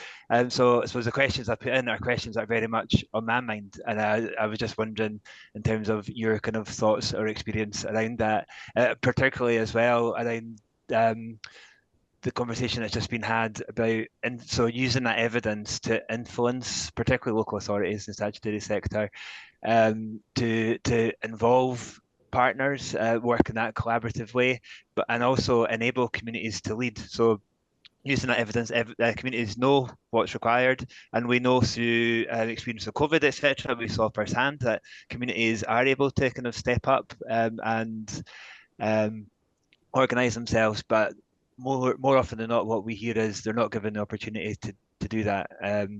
So I was just wondering what your thoughts were on that.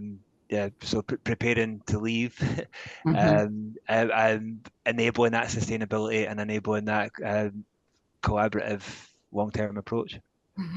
So we didn't do any direct work with communities. That wasn't what the programme was about. It was about supporting the decision makers primarily in councils and in health boards, but very quickly realising that that was a broader range of stakeholders. And as I said, how we brought the community voice in was we had community link leads, one for every project town, who was out talking to those that we had already learned were experiencing inequality, working and talking to those that were working direct with those experiencing inequality, not going out and attempting to get the time of somebody who, as I say, is busy trying to put food on a plate, but working and getting a more of a general feel from frontline workers, the third sector, an immense amount of resource and knowledge and experience of what's happening in an area, and pulling that in. what we did we were always had it in our mind's eye that this was only 3 years, and with any program it took a year to actually get up, set up, running, staff in place. So it's a 2-year program then, was that we produced documents of what we were doing constantly. Here, not just enough to have done it, here's a document that records it. And that was what I was showing earlier for all of the towns, so that there's a lasting document there that says, you know, in that particular year, here is what the data was saying. This is how we prepared the data so that anybody else could go away and do that same process. That was there for those project towns. But as I say, since then, we've been working on getting the access to that data brought to life for all of Scotland. When that happens, there's still work to be done, Gordon, because I don't know about you, I can look at a website full of data and I don't know what to do with it. I really don't. So we need to be able to bring it to life for people. How do you bring it to life? We did it, as I said, we used infographics. We need to look at how we help others to actually do that. I think there's no dearth of data in Scotland that tells us about the inequity that's being experienced. There's just an awful lot of people who can read those numbers and an awful lot of us who can't. And we need to bridge that gap so that decision makers have a better awareness of what's happening and how that can actually meet their own aspirations, because I don't think there's a decision maker across Scotland that wouldn't look at the Marmot 8 and go, well, yeah, that's what I'd like to be doing. That crosses political boundaries, sector boundaries, everything. Everyone would want to do that. And we have the data that tells us and backs up what is happening to people in Scotland. But as I say, we have all that rich research and evidence that says, here's the thing you intervene with. But on that 3-year thing, it was producing documents, and then also, having produced the actual documents, producing guides for people to come in and do the same process themselves. That can be as complex or as simple. We realise we can't produce a how-to guide and everyone will follow it exactly. But it's giving folks, here's what we did to help you in your thinking if you'd like to do something similar. So that legacy was always part of what we had our eye on, that we would leave an immense amount of resources. And many thanks to all of the team that I had, because they worked really hard right up until the very end of December last year to get it all up there. Sure, thanks. Thanks very much, Aaron. Thanks, Gordon. Paul, you had a question. Yeah, Irene, thank you very much. This is really, really interesting. I've been interested in this program for quite a long time and never really had an opportunity to ask questions, but this is great. This is maybe just for your thoughts. I'm just throwing something out here. It sounds like you used the place standard. It sounds like you went right up to the line of creating what could have been called a community action plan. But not quite. And I was wondering, is that an accurate statement, or is that that wasn't your intention, and there's no capacity building element really within that? I wonder what your thoughts are on that.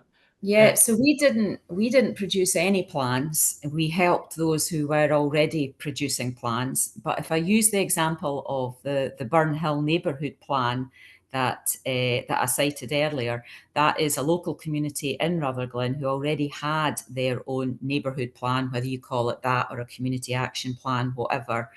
And we went in and undertook a place and wellbeing assessment with them in their very large shed in their backlands that they had regenerated themselves, complete community-led action.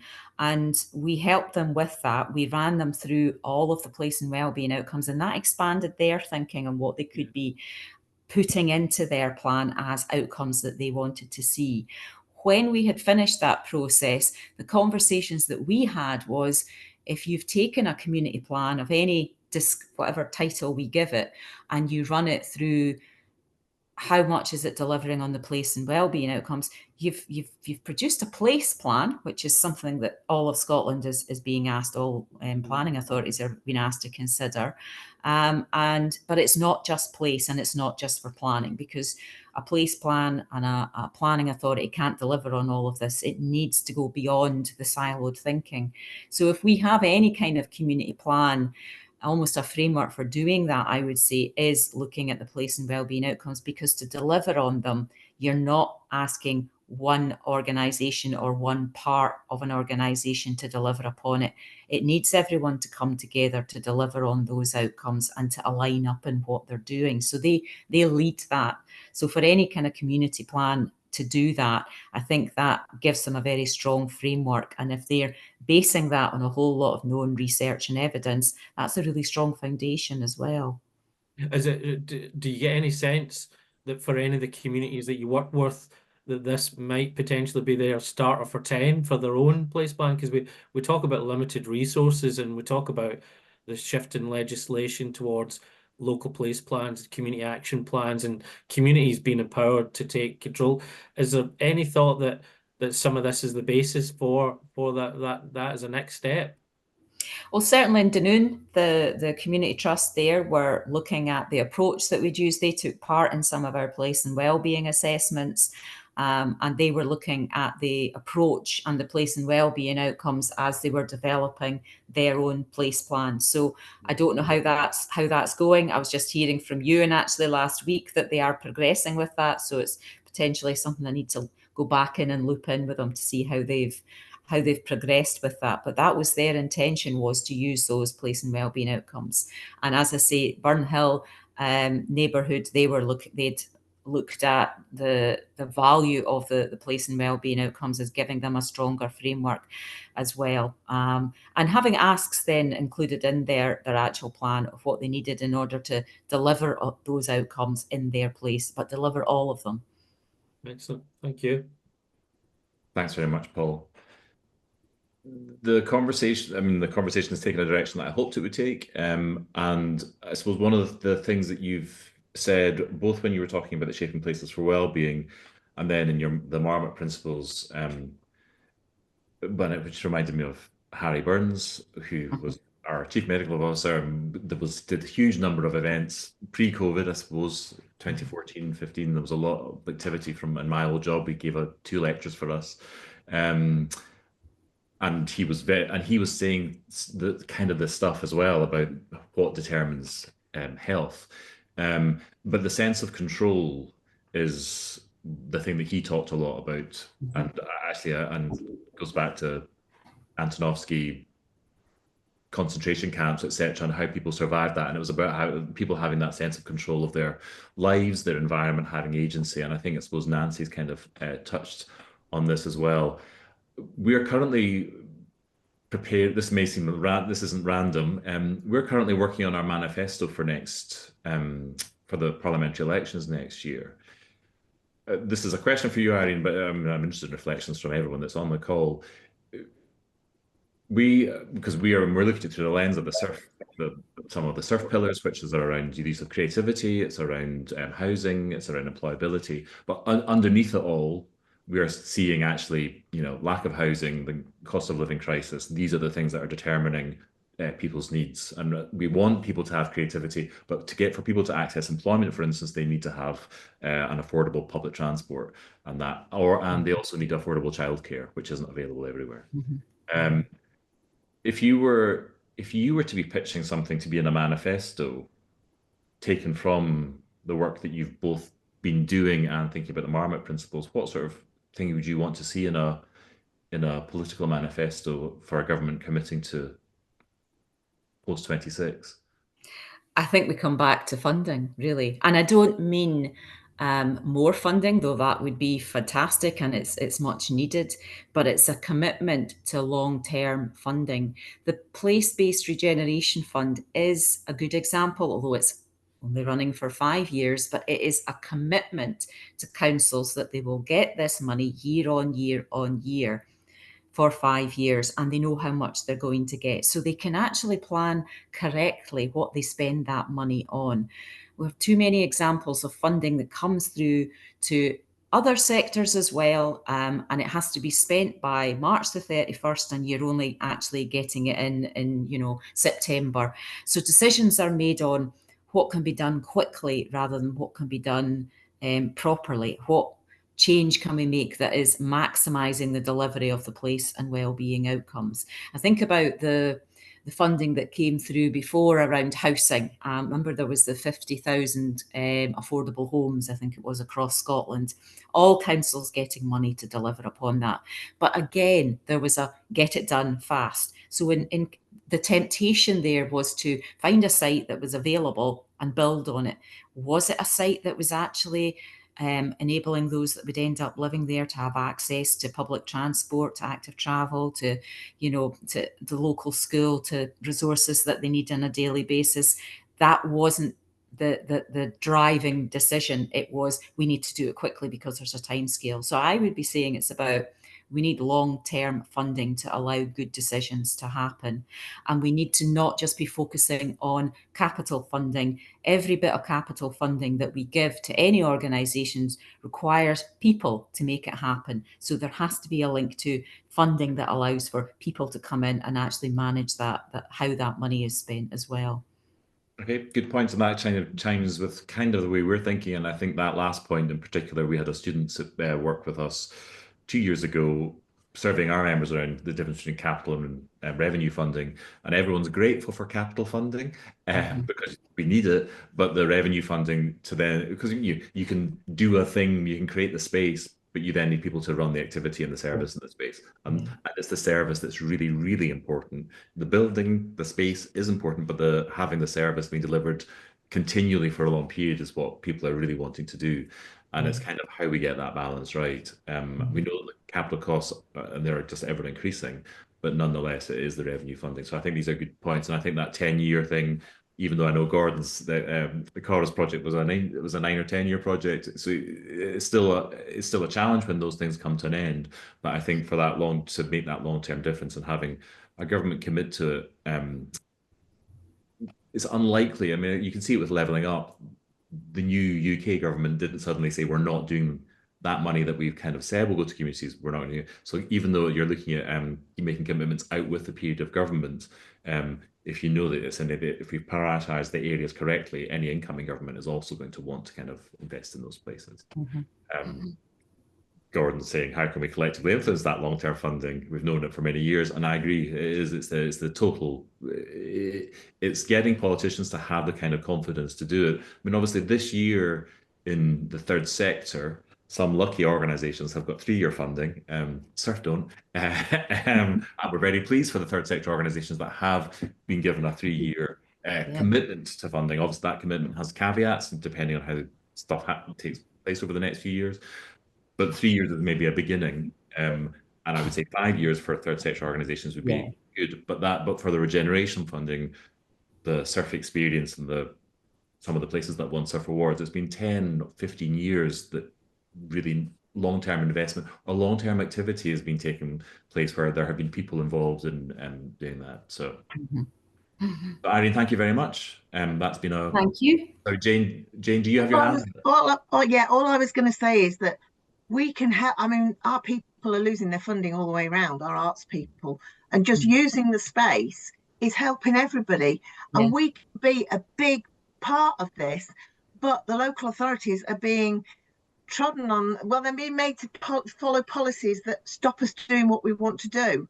But there is a way through to understand that what we do is completely ethical. We are not trying to bend any rules, which I've mentioned before. And that is to be the understanding. We are trying to work and make it be the people that are sucking up other people that from jobs that are not there, are not available to be done anymore, and there's no funding for. And we can help. And we just need the local authorities to appreciate that's what we're doing so that we can move forward, because we are being given blocks on the way, which we're fighting, but we are there to help. We're not there to bend rules and stop things. We want to work with it. Oh, and you're both, and it's been a very interesting comparison to have here both of you speak, both doing very different things, but with actually looking for similar outcomes. I think there are a lot of similarities in there. I can see that the kind of individuals you're supporting are adding to an area's sense of belonging, its culture. That's one of the place and wellbeing outcomes. It's really important. That's what gets people to step out their door and thrive more in life, is when they feel they belong to a place, as well as then adding to the vitality of our town centres, which we know is a challenge now. It was a challenge before COVID, but even more so now. So anything that adds to that as well. only serves to help the high street also. Thank you very much both for really interesting presentations, really interesting opportunities, and I think you can see from the comments in the chat that people are saying they found it both very interesting and they're looking forward to getting the slides. They'll no doubt be in contact with you, but also that opportunity, I think, as I said, the ability for grassroots organisations to point to shaping places for well-being and encourage local authorities who are not short of challenges, but to encourage them to be able to think about that, which will in the long term reduce those challenges. But it's both have been really great presentations, and thank you for joining us this morning to the audience, and thank you again to Irene and to you, Jane, and I hope everyone has a good afternoon and enjoys the weekend when it arrives, even though the weather seems to be changing. Thanks everyone. Thanks everybody. Thanks everyone.